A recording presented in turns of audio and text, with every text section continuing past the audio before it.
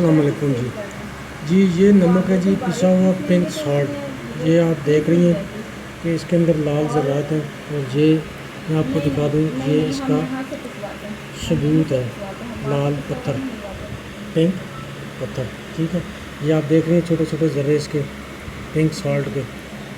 ये हम नमक को पिसवा के पिसा हुआ मंगवाते हैं डायरेक्ट, ठीक है ना। और ये हम आपको नमक भेजेंगे, ठीक है। मैं इसकी वीडियो आपको बना के भेज रहा हूँ सिस्टर। ये जो चीज़ हम आपको दे रहे हैं इसकी हमारी ज़िम्मेदारी होगी, ठीक है ना। इसमें कोई दो नंबरी, कोई अल्हम्दुलिल्लाह मैं ना ऐसा काम करता हूँ, ना अपने बच्चों को आराम खिलाना चाहता हूँ। मैं सख्त इस चीज़ के ख़िलाफ़ हूँ, ठीक है। जो चीज़ हम आपको सैंपल दे रहा हूँ, मैं वीडियो बना के आपको भेज रहा हूँ, इंशाअल्लाह ताला ये आपको हमेशा चीज़ मिलती रहेगी, ठीक है। मैं चाहता हूँ कि आपका मेरा एक रिलेशन बना रहे, चाहे तिजारत के साथ बना रहे। मैंने आपको बहन बोला है, और भाई बहनों के साथ दगा नहीं करते, सही है ना। और इंशाअल्लाह ताला हमसे आपको जो मालूमात चाहिए होगी इंशाअल्लाह हम आपको देंगे, और हमारी ज़ात से आपको फ़ायदा होगा।